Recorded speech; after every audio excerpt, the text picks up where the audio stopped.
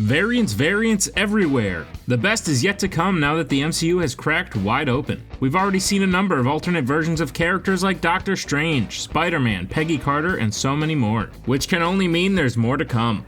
All characters are open, and if we use the comics as a guide, they could be real trouble for the heroes we've come to know and love. Some of the most powerful versions of the main MCU crew have not been seen yet, and when they arrive they're going to need more than a zombie body and can-do attitude. Let's take a look at the strongest Marvel variants we haven't seen in the MCU yet, right now. One of the most famous and most powerful variants of any character belongs to the wall crawler Spider-Man. You're a deeply mistrusting person, and I respect it. Now this isn't a variant of Peter Parker, but instead the main Spider-Man of another universe, and his name is Miles Morales. Miles is a young kid who idolized Peter Parker until his untimely demise. After being bitten by a radioactive spider, Miles gained superpowers similar to the original Spider-Man, only with a few bonuses. Miles actually became stronger than Peter, and his extra powers like invisibility and electricity shocks made him quite the hero. In the MCU, Peter has already met 2 other versions of himself, so now it's time for him to meet many more from the Spider-Verse. You want me to crack it? Yeah. This will be happening in animated form, and if I get my wish, those animated characters will be coming to the live-action MCU. In the comics, Miles even gets transported to the main 616 universe and joins forces with his hero, Peter of that universe. Sounds like a pretty great direction for the MCU going forward.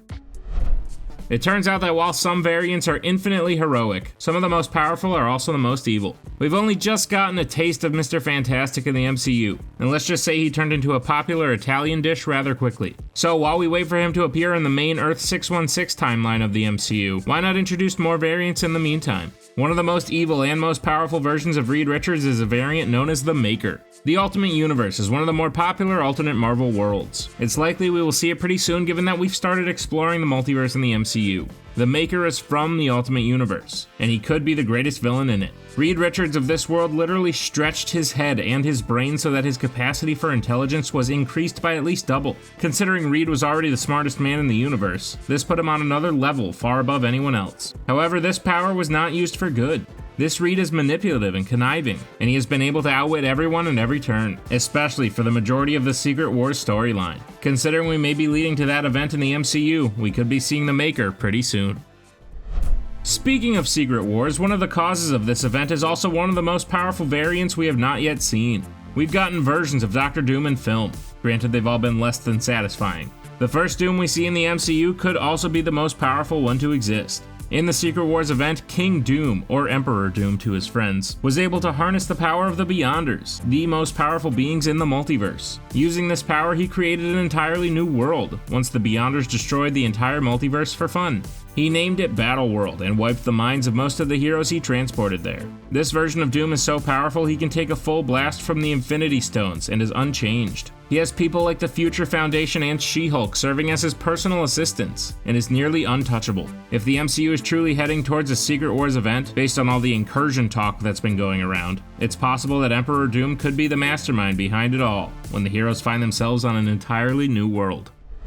With the multiverse wide open and plenty more Thor to come, it's only a matter of time before some other Chris Hemsworths start making their way to the main 616 universe to say hi. There are many options, but the most powerful by far goes by the name of Old King Thor. This version of Thor completed his destiny and became the King of Asgard, and surpassed the power of even his father Odin. He was gifted the Odin Force, which he appropriately renamed the Thor Force, and used it to defend Asgard from some of the greatest enemies he would ever see. He is battle-hardened, and years of leadership have also brought him wisdom.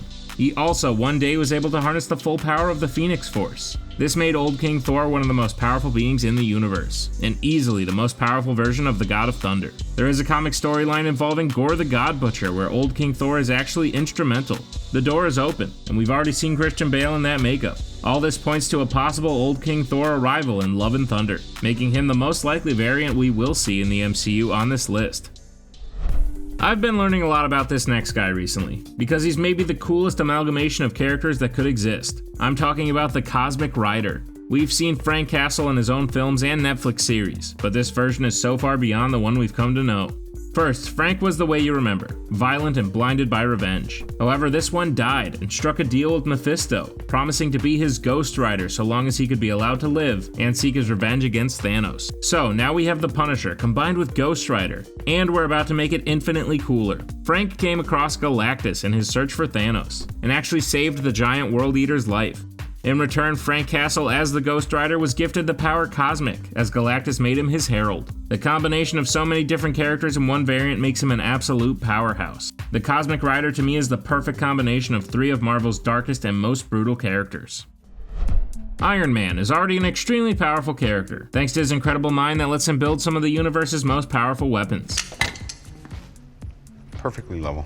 It's hard to believe that the only way to make him more powerful in another universe is for him to lose his mind. Truthfully, I believe if he had survived past Endgame, there could have been a way to see this version of Tony Stark come to fruition in the MCU. I'm talking about Iron Maniac. In a dystopian future, Tony witnessed his friends and family all get killed, which drove him mad. He raided the technology storages of fallen geniuses and put together a new high-tech armor, and used it for blinded, good old-fashioned revenge. He became so brutal and violent that Mr. Fantastic actually needed to send him to a whole new universe. Truthfully, if Thanos' snap had gone a little different and Tony lost Pepper and eventually his daughter, the Iron Maniac may be wreaking havoc on the MCU as we speak. Norrin Radd has long operated as the Silver Surfer in the Marvel Universe.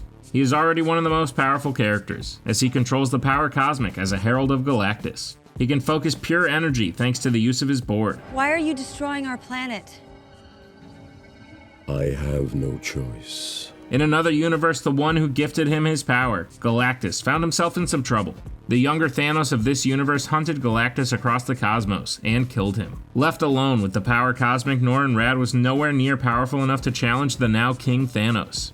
Norrin was renamed the Fallen One, but gained incredible power when he proved himself worthy to wield the mighty Mjolnir. His body changed to be composed entirely of black matter, and he now possessed 2 of the greatest known powers in the universe. It wasn't enough to beat Thanos, the Cosmic Ghost Rider, and their entire army, but he put up a good fight. The Fallen One could be a very interesting variant to come crashing through that multiversal portal. This is definitely a pipe dream, but it's still cool to imagine. One of the universes whose variants we will likely never see is the Amalgam Universe. You want to tell me what you want? Okay, never say never, because I never thought we would see Chris Evans say Avengers Assemble after hundreds of heroes walk through portals to fight Thanos. However, if one day DC and Marvel can get along for just one movie, we could see some of our favorite characters cross over. One of the most formidable characters is one who combines the very powerful magic from both the Marvel and DC universes. Dr. Strangefate is a mashup of Doctor Strange and Dr. Fate, 2 of the strongest magic users from each world. Oh, by the way, this character is actually a version of Charles Xavier. So, a meta-mutant with mind control abilities travels to meet the Ancient One, the Lord of Order of the Amalgam Universe. He easily surpassed his master as the Lord of Order, and becomes one of the most powerful beings in any universe. What did he say? Look, I don't know that this will ever happen. My fingers are crossed, but if we are ever so blessed to visit the Amalgam Universe and the MCU, Doctor Strangefate is one person we need to meet. I've been screaming for years that the MCU should send Bruce Banner on a path of revenge for whatever reason so we can get him as a pseudo-villain, such as the World War Hulk storyline. However, now they likely have to wait a couple years to pull their Illuminati card again. In the meantime, however, my dream of the Hulk becoming a villain could definitely come true in the MCU with the help of the multiverse. One of, if not the strongest variants of the Hulk comes from a dystopian future where a nuclear war decimated life on Earth. The nuclear war left the Earth covered in gamma radiation, which the Hulk of that world breathed in like oxygen. This increased his strength and power tenfold and turned him into the Maestro. A man hardened by a world at war, the Maestro became a villain, basically took over what was left of the world. He killed Hercules and ruled the remaining survivors. As the Maestro, he grew cold, bitter, and most importantly, angry. The Maestro is commonly referred to as one of the strongest variants of the Hulk, and certainly the most evil. I just love it, man. I love it when other universes combine characters. Hey, fabulous, I love it. 2 of the craziest and fiercest Spider-Man villains once joined forces, creating possibly the scariest and most powerful version of each. When Norman Osborn needed to destroy nanites in his body, he bonded with the Carnage symbiote in order to destroy them. While bonded, Norman took the Goblin formula, creating the stuff of nightmares, the Red Goblin. The Carnage-infused Goblin attacked nearly all of Peter's closest allies, and proved to be the most powerful villain he would face. The Red Goblin was the most powerful symbiote as well, and he proved himself to be impervious to fire, and could create pumpkin bombs out of thin air using his symbiotic powers. The insanity of Norman Osborn under the Goblin formula in many ways surpasses that of Cletus Cassidy, meaning as a host he was Carnage's greatest dream come true, and everyone else's worst nightmare. Just forget about the fact that Venom ate Carnage in the Sonyverse for some reason, and maybe we can get Willem Dafoe draped in red symbiote glory. Thor was not the only one who ascended to the throne of Asgard in another life. One trickster we know and love seems to be clamoring for the throne across the entire multiverse. In the TV series Loki, we saw many versions of the God of Mischief, including Lady Loki, Classic Loki, Kid Loki, President Loki, and even Alligator Loki. For that last one, I assume it was more of a low bench type situation as opposed to a throne. Why are there so many of you? Because Loki survived. That's just what we do. However, we have not actually yet seen one who has accomplished his goal. There was trailer footage that made it seem as though King Loki would appear in the series, but now that it's all said and done, he was nowhere to be found. In the universe where Loki became king, he had to defeat Thor and Odin, which he did successfully, and took all their power. He is much more stern and less whimsical, which may have been the difference, also making this Loki the most powerful one to exist. Given that Season 2 is on its way, I seriously doubt we've seen the last of the Loki variants, and King Loki is primed to make an appearance. We've already talked about an alternate Spider-Man, but there's just so many to choose from. One of the most famous is the Superior Spider-Man. This is actually a combination of Peter Parker and Otto Octavius. In this universe, Otto actually succeeded in defeating Peter, and switched bodies with him. So Peter's mind went on to perish in the body of a man Octopus, and Otto, unbeknownst to everyone, was now Spider-Man for all intents and purposes. The Superior Octopus combines incredible strength and intelligence with the mind of a maniac, and now the perfect undercover disguise. However, something happened that he did not expect. The longer he spent in Peter's body, the more heroic he became. It was as though Spider-Man's very cells were heroic, and it rubbed off on one of his greatest foes. The Superior Octopus is a fascinating character study, and could serve as a secret villain who infiltrates the next Spider-Verse team-up. Blade has officially entered the MCU, even though it was in a weird voice cameo off-screen. Sure you're ready for that, Mr. Whitman? However, his arrival can only mean one thing. Vampires are on their way into the MCU. This probably suggests that there are other worlds out there that are already infested with vampires. The man at the TVA and Loki has even confirmed this. My favorite possibility that this presents is the fact that there are probably already vampire versions of our favorite characters out there.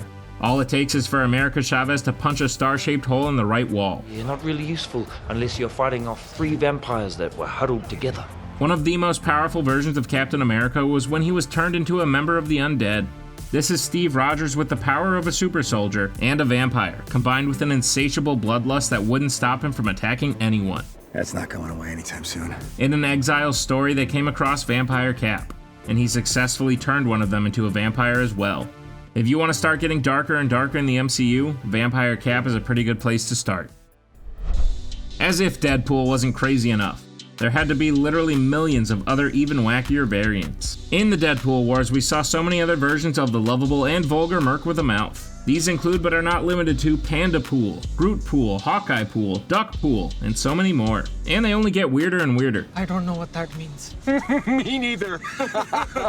However, there is a version of Deadpool that far surpasses any other in terms of sadistic behavior and cruelty. He goes by the name of Dreadpool. Dreadpool was responsible for starting a multiversal war that pitted versions of Deadpool against one another. He also is the Deadpool at the center of the story of Deadpool Kills the Marvel Universe. This man literally went on an unstoppable rampage, mostly because he gained a sort of cosmic awareness that only a Deadpool variant could. He realized he and everyone around him were characters in a comic book, and there was nothing stopping him from ending them all. He then even traveled to the real world and killed the very people drawing him. It's arguably the most powerful thing any comic character has ever done. Ngozi is one of the most interesting characters, and is another one who combines the stories of many different characters in another universe. She was a high school track star who found herself paralyzed from the waist down. One day she found herself in the middle of a skirmish between T'Challa, the Black Panther, and the Rhino. In this moment, the Venom symbiote bonded with her, giving her not only her legs back, but also the incredible power that comes with being the host of a symbiote. Ngozi then watched as the Rhino killed T'Challa, and used her newfound powers to defeat him. The Dora Milaje were so impressed with Ngozi that they offered her the honor of being the new Black Panther and protector of Wakanda. So she was given the powers of the Black Panther and hosted the Venom symbiote, creating an incredibly powerful variant, merging the best of both worlds of 2 powerhouses. Ngozi is one of the best symbiote hosts, and when she gained some claws, she proved to be one of the greatest heroes of her universe. There's literally an endless amount of variants we could see come to the MCU. Heck, they have license to create new and even more powerful ones. Which powerful variant are you most looking forward to seeing join the MCU?